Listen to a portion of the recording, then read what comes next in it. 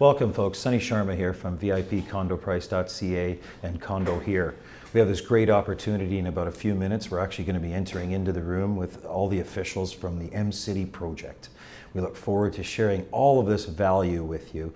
You know, it's not that often that we take the opportunity of creating videos on behalf of developers, realtors, and projects, but this is definitely one project you don't want to miss. M1, M2 sold out within weeks. We've got an iconic building at 81 stories right now in a master planned community comprised on 15 acres of land, a few of which have been donated back to the city for actual parkland. So can you imagine this, being able to walk home, taking transit back to your house, going into your beautiful condominium, looking out your balconies onto parkland, coming down to the foot base of the actual building, shopping, actually relaxing in a restaurant, having a pint with and overlooking the park. This is where you want to be. Invest here, M-City, right here, right now. Please call me, Sunny Sharma, 416-566-2850. And also you can log on to Condo Here or VIPCondoPrice.ca. Good afternoon, folks. Sunny Sharma here from VIPCondoPrice.ca. We have an awesome opportunity right now present. We're actually at Urban Capital's head office right now with Mark Reeve, John Anderton from Rogers Real Estate, and Mansoor Kazerouni from IBI Architects, one of the largest architect firms in the entire world. Gentlemen, thank you for having us here. We are excited with this opportunity in bringing M3 to the market. With being involved with M1 and M2, this is a remarkable start all over again into the third building.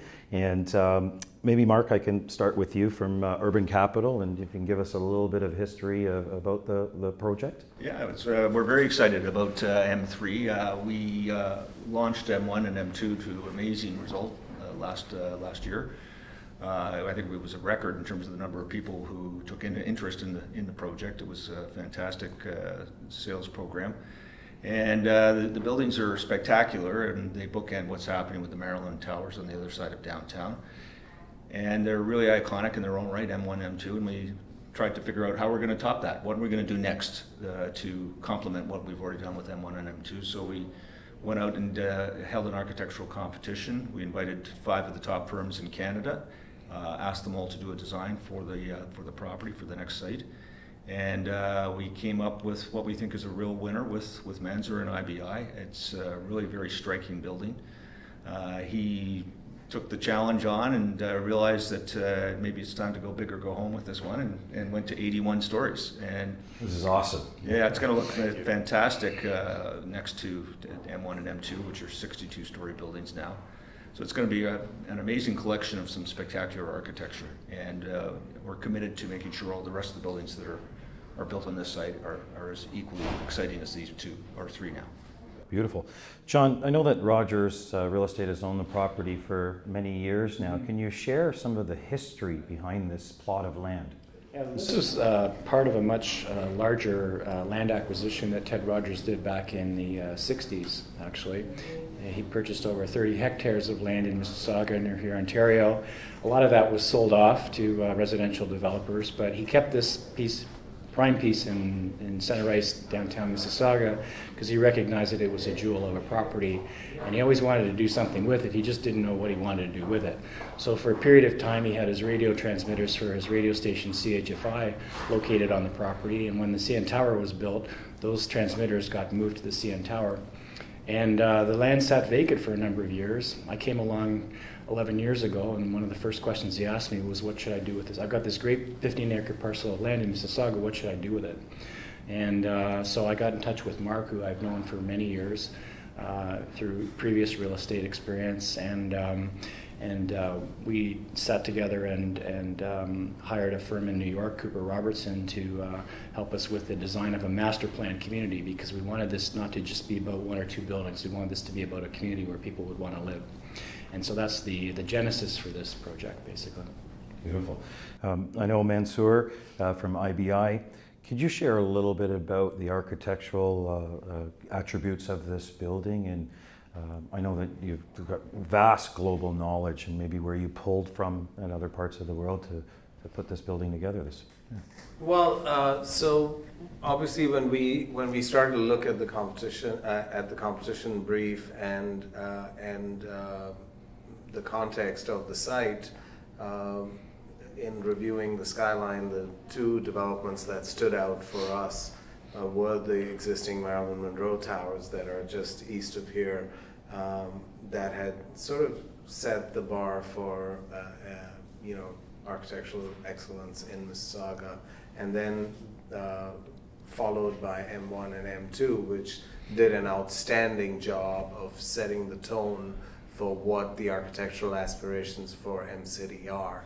And we very quickly realized that we had to come up with something that would stand on its own, that would continue to elevate the bar for architectural excellence in this development. And we saw this tower as truly being the centerpiece of this development, and both in terms of its prominence and visibility in the skyline, but also in terms of its location within the master plan. It's right adjacent to the planned 2-acre park that is immediately to the south, in a spectacular setting.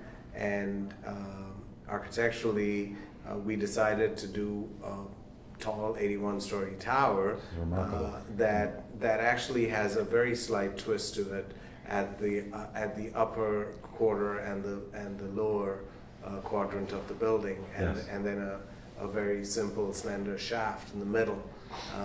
And we articulated that tower with these sawtooth balconies that are dressed in these black and white stepped bands that create a diagonal pattern on the building and enhance its verticality. And then we took our clues from that pattern to create this slope top with these terraces that allow you to experience the city at heights never before experienced. And so we think the combination of the form, the architectural expression, and then the crowning element at the top of the building make this project and this tower truly unique and unlike anything else in the city. Wonderful. Can you expand a little bit more about the terrace space and the views? You mentioned that briefly. I think that's a great attribute to the building. It's quite different from many others. And I'm actually looking forward to marketing actually the top floors of this building here. I think there'll be a great demand for having open terrace space and I think they will be spectacular. The lower floors are units, some of the upper floors are occupied by mechanical spaces, but the idea of having outdoor space that high up in a tower is actually quite unique and spectacular. Obviously, we will be addressing issues associated with wind mitigation, etc., up there that are integral to the design. But certainly, even at levels below that, the balconies, by virtue of the sawtooth pattern on these balconies, they are larger than your standard 5-foot deep balconies because they're skewed. So they go from narrow to wide at the opposite end, and so they become easier to furnish, more usable than the standard balconies that you see in most condos in the city. And that doesn't apply just to the units with these amazing terraces at the top, but it applies to the entire tower. I understand in the building there's going to be some awesome amenities as far as space is concerned, open terrace space too. Can you help expand a little bit on that, Mansoor? Yeah, so there is an amazing amount of amenities, in excess of about 16,000 feet of amenities in the project. The amenity pavilion, which is this box here, I've turned the model around, but really it overlooks the park with these spectacular views. It's a 2-story high space, and it's occupied by a very well-equipped gym at the lower level, and then a pool at the upper level, which overlooks the gym and overlooks the park. So really spectacular, south-facing, with an outdoor terrace right outside of it. And then to the west of it is this large outdoor amenity space which will truly become the gathering space for the M3 community. There are other amenities within the development. There's party rooms and play areas and Outdoor splash pools pads and and indoor pool in this case. indoor pool. Ice skating too, from what I hear. Well, that was in It's an M1. M1. That's an M1. Yeah, so a wonderful package of amenities, and obviously even at grade, we have a restaurant a cafe restaurant idea that wraps around the southeast corner, facing the park and facing this linear park that is on the east end of the site, with patios that will open out onto this park space. We have a wonderful lobby that wraps the corner at Burnhamthorpe and announces the project. You see it in that rendering there. So a very spectacular grade level interface with the public realm. Mark, can you help, thank you very much, Mansoor. Mark, can you help expand on the mixed use that'll be taking place, I believe, on the lower levels of the building as far as retail office space is concerned? That's correct. It's a 6-story podium in the building, and in this case, we've not only have retail at grade, like we did on M1 and M2, but we are actually having an office component on the second floor of this building as well. So there will be a little bit more of a mix of uses, and I think, which is great. I think that's fantastic for providing services for the community. It's going to be a population of over 10,000 people here. Yeah. So there's going to be demand for all kinds of services that could occupy the office space on the second floor. Urban Capital is 10 projects underway right now, 18 completed, and we're already digging ground at an M City. This sounds like a really promising project that I want all of my clients and investors to be part of and to partake. It's nice to see all this progress so far as a joint venture between everybody here at the table. John, could you please expand maybe on some further vision of by the time of what point we will have reached by the time we've hit the 10th building? What do you foresee in it? Gosh. I think you're just going to see lots more great architecture coming onto this site. We've made a distinction here early on in the project, and I think we want to carry that through because this truly is viewed by the family, the Rogers family, as a legacy project that they want to stand proud behind. And I think in working with Urban Capital, as far as creating urban type environments and the work, play, live type environment, it truly is a match made in heaven. And with Mansoor now in this whole bidding process and war of whatever architects are going to get it, the winner is present here, and we don't get this opportunity that often. So there definitely is a very unique attributes to this whole entire project. Being so close to the city center and transportation, highways. LRT coming. LRT, excuse me, yes, coming. Just got something stuck in my throat here. Yeah. So as far as investment is concerned, can you share anything with my potential buyers as far as why they should invest here? Well, I think that Mississauga's downtown is just starting to really take off. I think there's a great long-term future here in terms of value creation. I think that with everything that's happening, the vibrancy of downtown will just continue to improve over time. And like downtown Toronto now, there'll be a large population base that's around during the evenings and during the weekends that'll drive the businesses that are here. And so there'll be a greater selection of shops and restaurants as a result. So it's a whole kind of symbiotic relationship that's going to evolve as the community continues to mature. Excellent.